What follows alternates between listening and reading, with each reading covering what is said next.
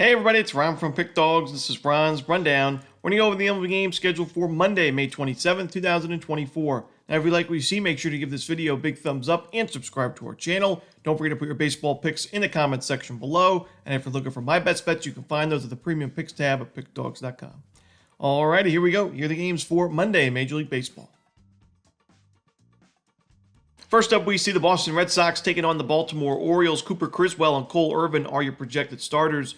The Red Sox have had some mixed numbers against lefties this year, pretty high strikeout rate, but Cole Irvin's not really a strikeout guy at all. He's somebody that relies on those ground ball outs and just weak contact outs in general, but he wasn't able to get those in that last start against the Cardinals. It was 3 1/3 innings, 6 base hits, 5 total runs, 3 of those were earned. He gave up a home run as well, and when you look at the expected numbers, there are some regression concerns for Irvin, and I don't love this spot for him. I think the Red Sox can get to him for a few runs. Cooper Criswell's pitched well this year. He's kind of had to step it up because of all the Red Sox injuries in their rotation and bullpen. But so far in 34 2/3 innings, got 34 strikeouts, solid 2.86 ERAs. Last start was 5 1/3, 2 runs, 6 Ks against the Rays and a 5-2 win. And the Red Sox have won 4 of his last 5 starts. We're getting an excellent price here with the Boston Red Sox on the money line on the road. So I'm going to take Boston here on the money line. Next up, we see the Kansas City Royals taking on the Minnesota Twins. Alec Marsh and Joe Ryan are your starters. We know the Royals are a lot better, in terms of their record at Kauffman Stadium than they are on the road this year, but they just won the series at Tropicana Field against the Rays, and I'm willing to take them in this spot at a really good price on the road on the money line. I mean, Alec Marsh has pitched really well for this season for Kansas City. 2.72 ERA, 4-1 record.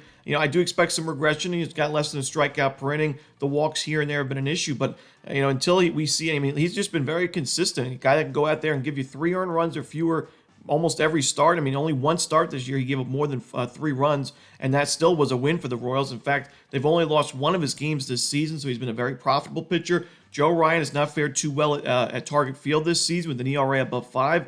We know the Royals hit right into pitching very well, especially last week. They're just crushing the ball. So I got to go with the Kansas City Royals on the money line in this one. Next up, we see the Toronto Blue Jays taking on the Chicago White Sox. We're going to see Chris Bassett and Nick Nastrini as your starters.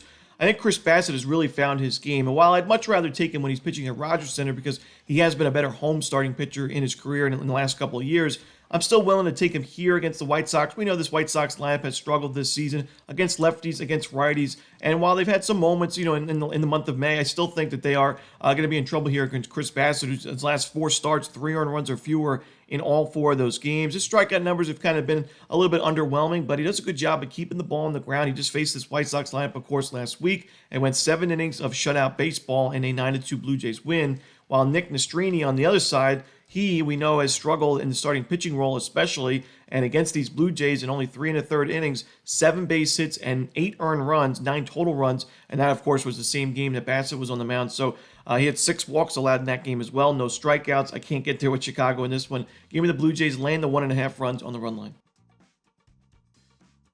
Next up, we see the Milwaukee Brewers taking on the Chicago Cubs. We're going to see Justin Steele and Robert Gasser as your projected starters. I know Gasser struggled quite a bit in that last game. He had no strikeouts in 6 innings, gave up 10 base hits against the Marlins, but it still ended up a Brewers win because the Brewers lineup and bullpen have been pretty solid this year, and they are 3-0 now in Gasser's first 3 starts. And, against Justin Steele, who, to me, I don't have a lot of confidence in his game either. He's given up 5, 4, and 6 earned runs in his last 3 starts, at least 1 home run given up in all 3 of those games, which is a big concern because Steele's somebody that does a really good job of keeping the ball on the ground when he's at his best. So if he's giving up a home run, 2 home runs, 3 home runs, like he has in those last 3 games, it's just tough to back him. And the Cubs have lost each of his last 5 starts. The Brewers have much better numbers against lefties offensively in the month of May than the Cubs do. And I trust this Brewers bullpen more. Add to the fact that they're the home team here, I got to go Milwaukee on the money line in this game. Next up, we see the Cleveland Guardians taking on the Colorado Rockies. Xavier Curry and Austin Gomber are your starters. Curry only 9 1/3 innings so far at the Major League level this year, so obviously a small sample size. Only the 5 strikeouts in those 9 1/3, not really what you want to see, especially when you have to go to Coors Field now. And, there's somebody that doesn't have a lot of Coors Field experience because he is a member of the American League. I don't love this spot here for Curry, and we know the Rockies play a lot better at Coors Field as a team.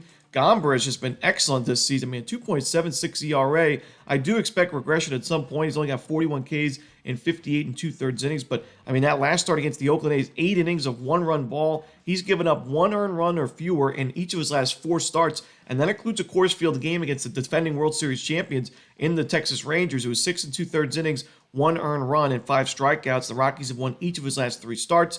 I know he's been a little bit better on the road than he has been at Coors, but still a 3.14 ERA at home. Not too shabby in 28 and 2/3 innings. I'm going to go with the Rockies here. We're getting a great price with Colorado on the money line. Next up, we see the Los Angeles Dodgers taking on the New York Mets. Gavin Stone and Tylor Megill are your starters. I'm going to take a shot here with New York plus the 1.5 runs. We know it was a pretty ugly series for the Dodgers at Cincinnati at Great American Ballpark. And Gavin Stone, that last game, 8 base hits, 4 earned runs, and a homer. Didn't love what I saw from him in that game. That was at home. It was against the Diamondbacks.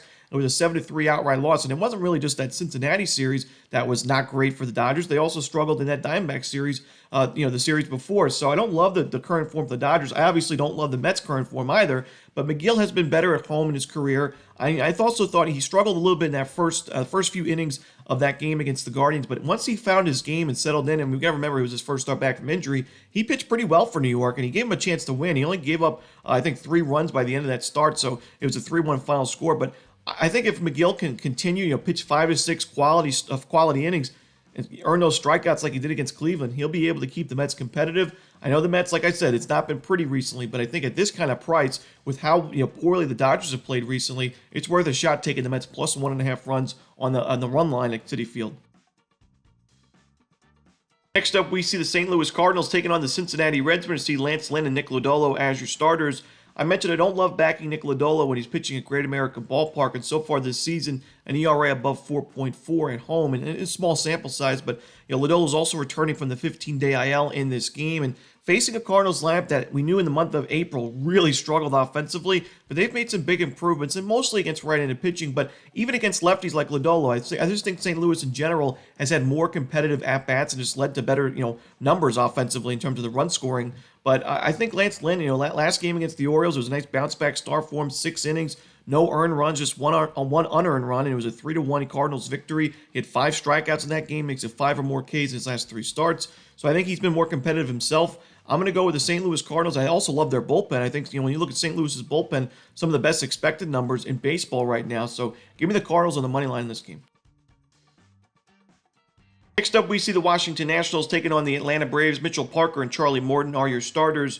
We've backed the Nationals plenty of times this season. I mentioned they've been one of the more profitable teams in baseball, but I just don't love this current spot or matchup here for Parker or the Nationals lineup, honestly. Charlie Morton's pitched well in May. He's got 21 innings, 24 strikeouts, and a 3.0 ERA. And Mitchell Parker has given up at least 1 home run in his last 3 starts. 4 home runs so far in the month of May, less than a strikeout per inning in the month of May as well. The Braves, while their offense has kind of been all over the place this year, I still think it's one of the more potent lineups in baseball. And at Truist Park in this one, I think they can get to Parker in this Nationals bullpen. So I'm going to go Atlanta and lay the 1.5 runs on the run line.